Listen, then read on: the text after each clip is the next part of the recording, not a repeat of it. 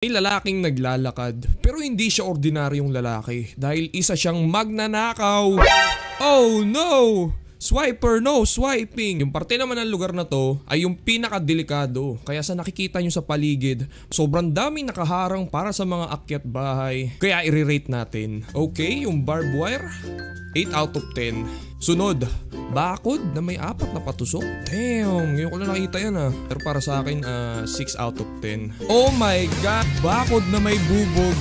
Pasado to sa vibe check, kaya 11 out of 10. CCTV na may kulungan ng hamster, 9 out of 10. Okay, so yung magnanakaw, binuksan na yung pinto tapos pumasok sa loob. Okay, ano unahin natin? Yung head unit, okay. Itanim natin sa bag ni classmate. Okay, ano next? Buksan natin to. Walang kwenta. Salamin.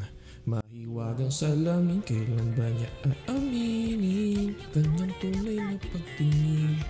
Salamin ka na. Kasalanan to ng girlfriend ko puro bini yung kinakanta. So may nakuha na siyang mga gamit pero hindi pa siya nakontento.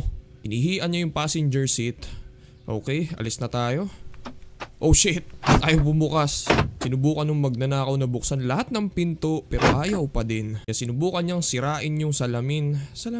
Sinubukan niya yung sirain yung sa loob ng pinto pero nung ipasok niya yung kamay niya tapos sinugot, biglang nasugatan. Pinupukpok niya ng bakal yung pinto pero sobrang tigas.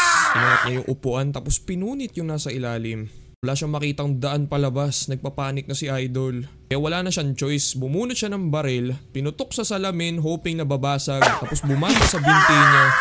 Ang malas mo naman, pero deserve niya yan. Tinakpan niya yung malaking sugat niya para tumigil yung pagdudugo. Ngayon habang naghahanap siya ng paraan makaalis, mayroong babaeng dumaan tapos gumamit ng mahiwagang salamin. Sinubukan niya mag-ingay pero hindi talaga siya marinig kaya nakaalis na yung babae. Wala nang laman yung bote na iniinuman niya kaya dinilaan niya na lang yung salamin. Binalik niya yung ninakaw niyang head unit tapos nagpatugtog siya para hindi siya maboard. Mahiwagang salamin, kailan ba niya aaminin? Kanyang tunay na pagtingin.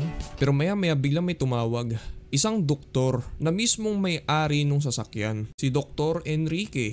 Pinaliwanag niya na 28 times na daw siyang ninanakawan. Kaya dumating na yung araw, nag-decide na siya na ayoko nang manakawan. Imbis na i-report ko sa pulis, ikukulong ko siya sa kotse ko. Nagugutom, nauuhaw na yung bida natin kaya nag-demand siya na makaalis siya dito. Pero pinatayan siya ng tawag nung doktor. Nauuhaw na yung bida natin kaya humihigop siya ng malamig na hangin sa aircon. Kaso nasobrahan yung lamig kaya nag-decide siyang hinaan. Pero nagulat siya kasi hindi na may adjust. Tinakpan niya ng mga papel yung aircon pero sobrang lamig pa din talaga. Napilitan siyang matulog until the next day. Maya finally pinatay na yung aircon. Tumawag ulit yung doktor, nangihingi yung bida natin ng tubig pero pinatayan lang din siya ulit. Sobrang naboboard na yung bida natin. Naalala ko yung lockdown ng 2020. Maya may pulis na dumating, ginawa niya yung makakaya niya na mag-ingay pero hindi talaga siya marinig tapos nag-iwan lang ng ticket yung pulis. Pinapanood niya yung bawat patak ng ulan, uhaw na si Idol parang bata sa Africa. Ngayon sinabi sa kanya ng doktor na merong inumin sa likod ng sasakyan kaya nagmadali siyang kunin. Finally, sinabi niya sa doktor na meron siyang lagnat kaya nagpa-online consultation siya. Natuyo na yung sugat niya pero nagugutom pa rin siya. Kaya umabot na sa punto na kumakain na siya ng papel at iniinom yung sarili niyang ihi. Ew. Ngayon after ng mga ilang araw, finally may dumating na magnanakaw at nagplanong papasukin yung sasakyan ng doktor. Mukhang makakalabas na yung bida natin pero nahuli. Sobrang malas. Next day nakakuha na naman siya ulit ng tawag sa doktor. Sinabi na may chocolate sa ilalim ng munibela. Kaya kinuha agad ng bida natin. Ngayon sa sobrang tagal na ng bida natin, nakabisado niya na yung mga routine ng mga tao dyan sa street. Yung matandang naglalakad, yung pulube, yung matandang nagmamaneho.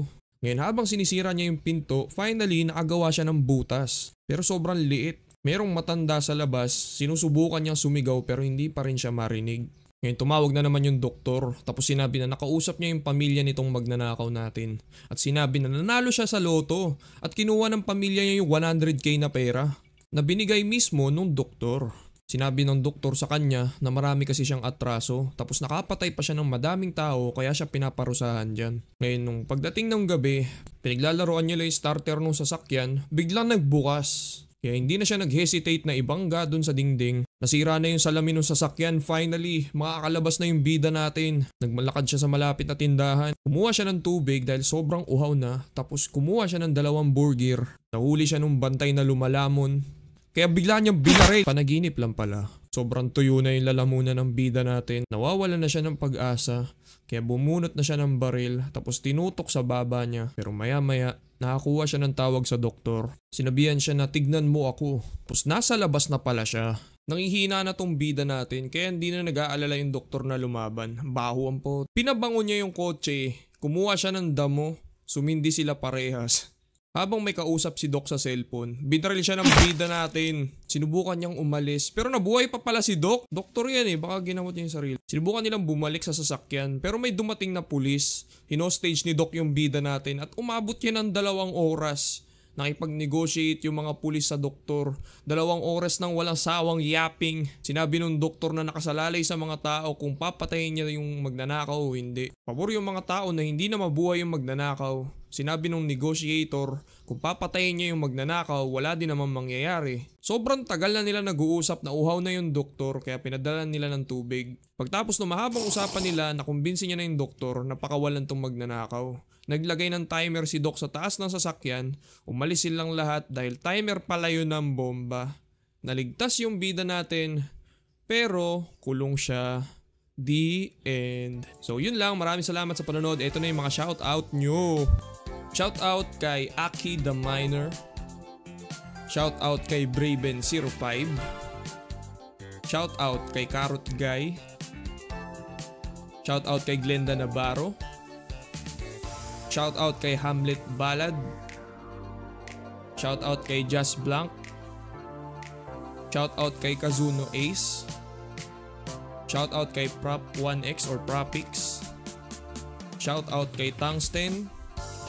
And shoutout kay RHS Anime Art. Yun lang. Maraming salamat sa panonood. Kung gusto nyo na shoutout, alam nyo na gagawin nyo. Comment nyo lang yung pinaka gusto nyong part ng video and then pa shoutout. Yun lang. Milko Shiko out.